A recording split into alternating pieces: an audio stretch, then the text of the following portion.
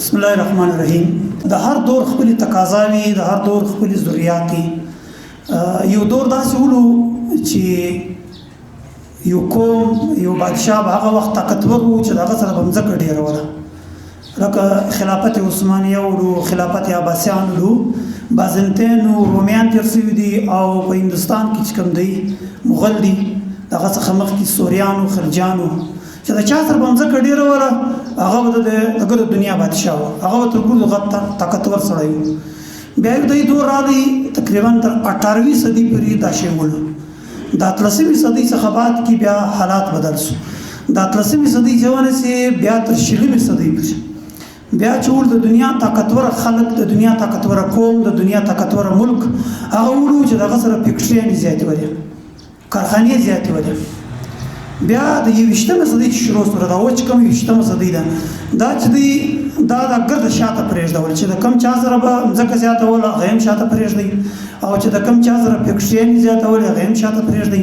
د 21مه صدۍ چې بیا کوم دی هغه بیا بله تقاضا ده. په 21مه صدۍ کې د دنیا طاقتوره سړی، د دنیا طاقتوره ملک، د دنیا طاقتوره قوم هغه دی چې دغه سره علم معلومات زیات وي. د دې زه یو اسانه مثال درکوم. که نن فیسبوک بند شي، سوشل میډیا بند شي، یوټیوب بند شي، ګوګل بند شي، واټساپ بند شي، څوک به ریسرچ وکړي، څوک به نوي شی واخلي، سیسټم ودرېږي که نه ودرېږي. دا 21مه صدۍ چې دا د علم د معلوماتو صدۍ ده. په یو مجلس کې ته ناست دی، داسې وخت را روان دی،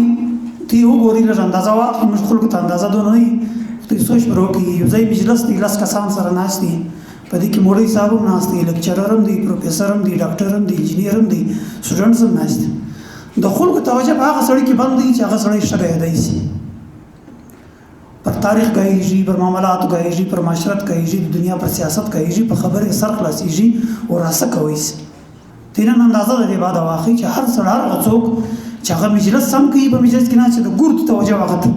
په هغه مجلس کې به مولوي صاحب هم ناست، لیکن مولوي صاحب چپ دی، مولوي صاحب سره خبرې نه وي. په هغه مجلس کې به ټیچر هم ناست، ټیچر به نشي کېدلی. یو عام سړی به هېڅ حیثیت باندې لري، لیکن دی به سټډي لري، د به ګرځلاو کړي، خلک به یې لیدلي، دنیا به یې لیدلي، د دغه خبرې ته به زیات خلک توجه ورکړي. دویم شی دا دی، هر دور کې چې یو نوی شی راسي په معاشره کې، اول وار چې کوم دی خلک یې غلط استعمالوي، بیا دغه بعد کې چې کوم دی بیا سوکه سوکه په هغه کې اضافه کېږي، نوی شی خواته راځي. سوشل میډیا چې راغله، فیسبوک دا یو اول وار زموږ خلک یې اوس هم هغه رقم استعمالوي. اوس چې خلک یې انټرټینمنټ لپاره زیات استعمالوي، د دې لپاره زیات استعمالوي چې خلک ګپې شپې خنداوې پرې وکړي، یو بل ته وخاندي، بل ته وکړي سره. نو اوس سوکه چې کوم دی خلک د انټرټینمنټ سره راوځي، اوس خلک علم قلم ادب ته راوځي. د وخت به راسي چې خلک به چې کوم دی هغه پر سوشل میډیا باندې انټرټینمنټ بدون نه ګوري، ګپې او خنداوې بدون نه ګوري، لکه څومره چې د علم د قلم د کتاب خبره کوي. بل شي ته زه راځم، دا مطالعه چې کومه ده، دا مطالعه یو شی ده که په سټوډنټس لایف کې په دا عمر کې ته په مختص بس ګرد عمر به سټډي کوئ، که اوس نه اوس په مخته په جنرال بکس باندې، په عام بک ریډینګ باندې بس بیا ګرد عمر پاته ده. بیا به ډاکټر سي، انجینیر به سي، پروفیسر به سي، استاد به سي، ملا به سي، مفتي به سي. دغه به ناسته خو خوند درکوي، پرتوګ کې به خوند درکوي، پر هوټل ناسته به خوند درکوي، لیکن سټډي به نشي کولی. سټوډنټس لایف چې کوم دی هغه د سټډي دور دی. دا یو سکیل دی، دا بول څه زده کوي، دا سکیل دی، دا خدای نه دی، دا سکیل دی. لکه 2 + 2 = 4 یو سکیل دی، دا رقم دا مطالعه یو سکیل دی. اوس به زده کوي، اوس به په ریډینګ ځان زده کوي. درېمه خبره دا شي ده چې کته دا غواړي چې ستا په کور کې لکه څنګه په کالج کې، په سکول کې د علم د قلم د کتاب ماحول دی، په سکول کې دغه رقم ماحول دی، ته دا غواړي چې کور ته هم دا رقم ماحول جوړ کړم، کور ته هم زه د کتاب د قلم ماحول جوړ کړم، کور ته هم زما ورور کتاب ګوري، زما خور کتاب ګوري، زما چې کوم خور ورور سکول وایي هغه په زور زه په سبق کښېنوم، زه غواړم چې دوی په خپله په سبق کښېني. د هغه دپاره یو شی دی، هغه ما په ځان تجربه کړې ده. ما 100 کاله مخکې کور ته کوچنۍ لایبري خلاصه کړه. لایبري ما څنګه خلاصه کړه؟ ما ریډینګ کوئ، کتابونه وویل، ما اخبار خرڅوئ. په هغه اخبار کې چې ولو کانیانې راتللې، ما هغه سټوریز کتلې، هغه سټوریز ما د مطالعې عادت را جوړ کړي. بیا ما یو کتاب یې ورځ واخیست، کتاب چې واخیست کور ته مې راوړی، بس ماښام ټیم مې سټډي کوله. موږ کور ته د غوا منډه ولو، زما پلار غوا خرڅه کړه، واچ خرڅ کله زورم هغه کمره می صفا کړه غوجل موجل می صفا کړو کښنه ټپر می کیوار کی پر بالشته باندې بي هغه کتابونه کښې جوړ بس بیا چې 50 روپے پیدا کړه اخبار زبر به چت سراله یعنی وزدار کوم چې پلاټ ما خرچاور کړو ما د جیب خرچاور عجیب خرچه ما پر وټر پر ډوډۍ پر خندا پر دا په ګپ شپو چې کوم یاران نډیوالان وټلان براو مانور کوله ما برا وخت سره پیسې دا کتاب په واسه کوټله ولاړم چې کتاب اخیست کله یو کتاب کله بل کتاب دا ټیم زه 3000 کتاب لرم د یو لایبرری بجای ما کار کوته 3 لایبرری 3 کمرې ما د لایبرری بدل شو وجه څه سلو بیا من د لایبرری چې ولا بیا کلکشن الماری پیدا کړ سوکه بیا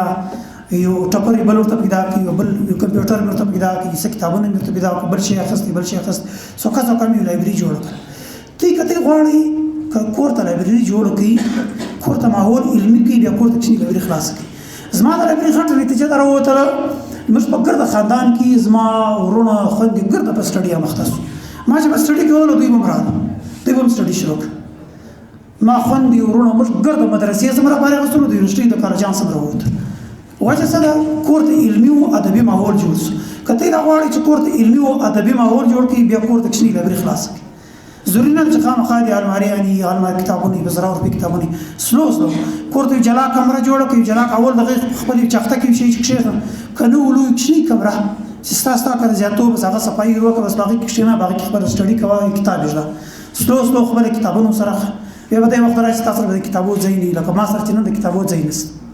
زه دا غواړم چې هر سړی کوته لایبرری جوړ کړي بیا ته ورته دا مو چې کتاب وایي به خپل وایي مرته کوته دا ورته دا مو خور دا مو چې هم ورک کړی سکول دی بیا د خپل کوي اصل شی ماحول جوړول دي دا نن موږ بوکفیر غوړې دي د بوکفیر مقصد څه دی زه خپل دکاندار یم نه کاروبار کوم د کاروبار شوق لرم ما د بل زوی راوستره دي ته 30% خپل کتابونه درکې د خپل د ضرورت کتابونه اخی وایخي کتاب غوري بهشکه میاخ لیکن تر نظر هو بس بهشکه د چا په جیب خرچه نه سوي کتاب نه اخم مو میاخ لیکن ورس وی ګوره تر نظر هو بس بیا به خپل پیسې درکې به بل ځای واخی مرته د خرید اخواس کو چې ریډینګ شروع کړي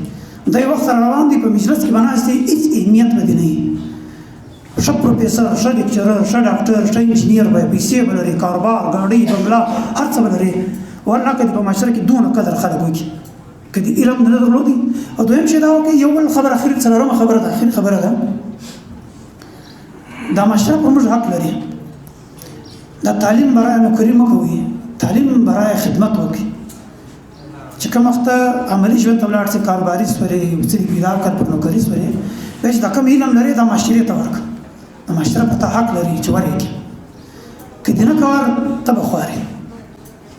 کورته د تر په دې ژوند دي مالي نه نه